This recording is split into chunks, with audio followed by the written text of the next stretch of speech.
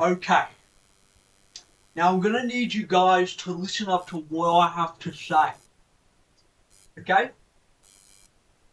I don't go out there much. I don't go outside much. I'm a person who stays indoors a lot of the time. There was this one time where I went out to the forest and I was going out there and I was exploring and I kept exploring the woods and I looked at all the trees and noticed they had bark on them. Now, trees, I've never seen what bark looks like. So it was pretty crazy for me to see, what bark looked like. That's aside from the point. Anyway, I was walking on the dirt, of the forest, and I kept walking over all these mushrooms. And I like mushrooms, so I decided to look at them to figure out if I could eat them. And then I had determined that I could not eat them, but I like mushrooms, so I put them in a pocket. I then looked at the bark of the tree and I thought, man, I have never seen bark before because I don't go outside. So it was just this profound realization that, man, I wish I went out that side so I could collect more mushrooms. You see, if mushrooms didn't exist, I wouldn't have gone outside. I would have been a person referred to as an indoors being. But now I'm a bi being. As in, I go outdoors and indoors at the same time. I'm both indoors and outdoors.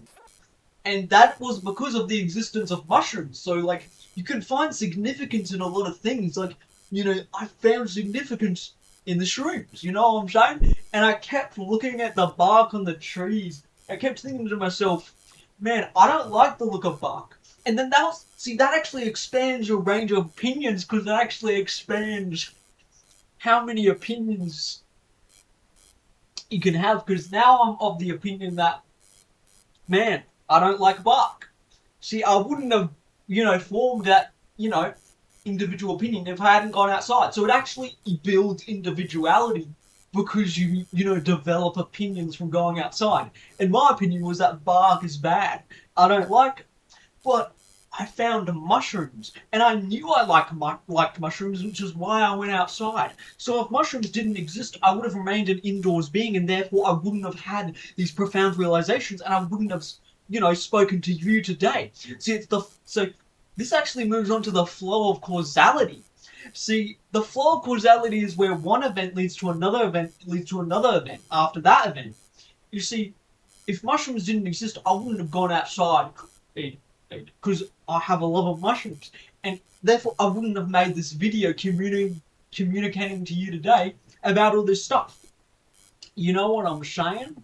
So, I guess what I'm trying to say is you gotta, use your unconscious mind to, really bring about that flow of causality so you can reach other people. See, I'm actually using the flow of causality right here for showcase.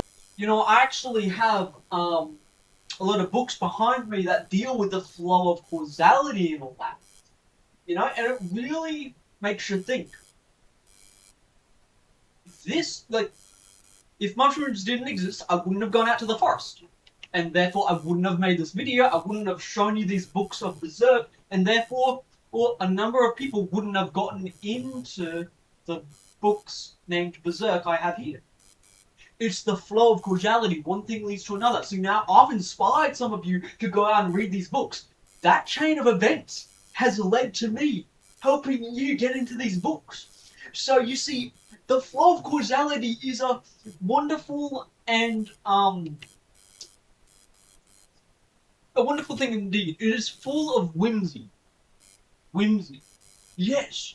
The flow of causality has led to me saying the word whimsy because this video wouldn't be made without the existence of mushrooms. And since I said the word whimsy, that's now made you think of something whimsical, and that's going to create some, chain of a domino effect, which is going to create this inspiration.